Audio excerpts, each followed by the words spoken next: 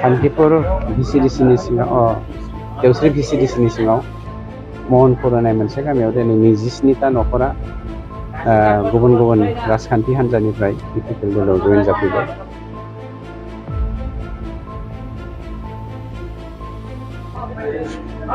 थांनाय 17 बोसोराव हाग्रामाया जेसेबां खामानि मावदों बेनिनो 2900 crore लायबिलिटिस फैसा होनो थादों। अर्थात बे 2900 crore खामानिखौ कन्ट्रेक्टरफोरा गावसिनि सिपिजोंसो मावदों, हाग्रामानि फैसाजों मावाखै।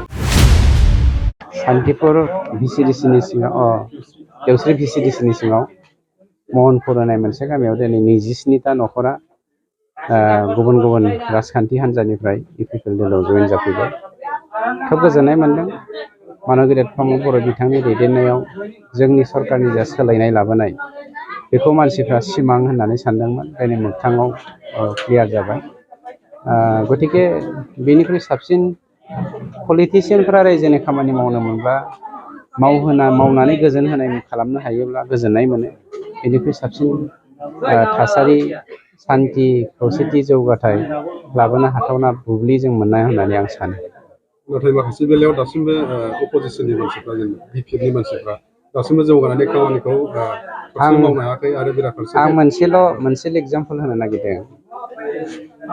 थांनाय 17 बोसोराव हाग्रामाया जेसेबां खामानि मावदों बेनिनो 2900 crore लायबिलिटिस फैसा होनो थादों। अर्थात बे 2900 crore खामानिखौ कन्ट्रेक्टरफोरा गावसिनि सिपिजोंसो मावदों, हाग्रामानि फैसाजों मावाखै। दानिया बे 17 बोसोरनि खोन्था 2900 crore दानिया जोङो बोसोरब्रै जायाखै, बोसोरथाम जोब्बाय, बोसोरब्रैयाव हाबगासिनो दं। डिसेम्बरनि 15 तारिख फैबाय बोसोरब्रै जागोन। बे बोसोरब्रैनि गेजेराव जोङो 1200 किल'मिटार ब्लेक टपिं खामानि मावो। डेभेलपमेन्ट होनोब्ला मानसिफ्रा लामाखौल' बुङो नङा होमबा?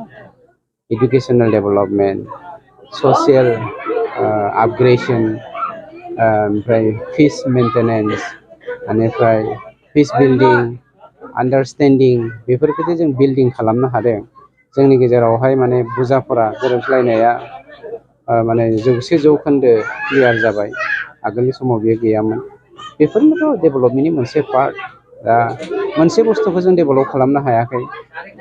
हाग्रामानि समनि बायदि बखिनाय होनगोन मानसिफ्रा, बै समावहाय जेरै जोंनि गेजेराव बायदिसिना जालायदोंमोन, सैलायै सृष्टि जादोंमोन, अनागारि आखुथाया बारा जादोंमोन, बेफोर बुस्थुखौ जों डेभेलपमेन्ट खालामाखै। बेखौ जोङो डिक्रिससो खालामदों, माने जिर' टलारेन्स खालामनोसो जों नाजागासिनो दङ।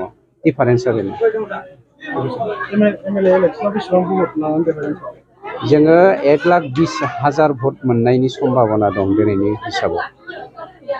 1 लाखनि बारा मोनगोन। थांनाय MLA आव जोङो 96,000 मोनदोंमोन, देग्लाय 1,20,000 मोननायनि सम्भाबना दङ।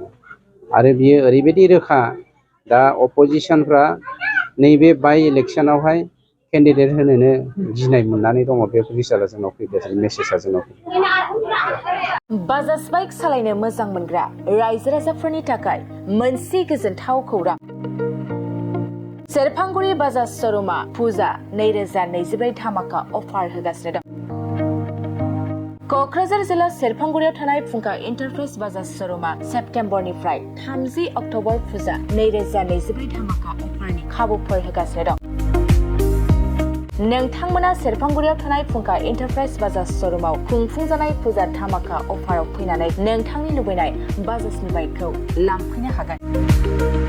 रायजो राजाफोरनो फुंखा इन्टारप्राइज बाजाज श'रुमा लाबोनाय अफारफ्रानो जाबाय 5 litre petrol free pressure cooker, free helmet, एक्सचेन्जनि एभेलेबल, लोगोसे केस होनानै बाइक बायगिरिफोरनो 1000 रां केसबेक हरफिननाय जागोन।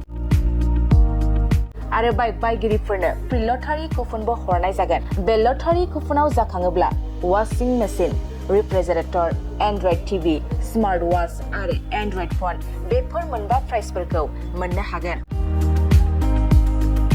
नोंथाङा आबुङै मिथिबावनो थाखाय 6003817191 9101598021 आरो 9101547892 जानबुं नाम्बाराव खौरां लाहरनो हागोन।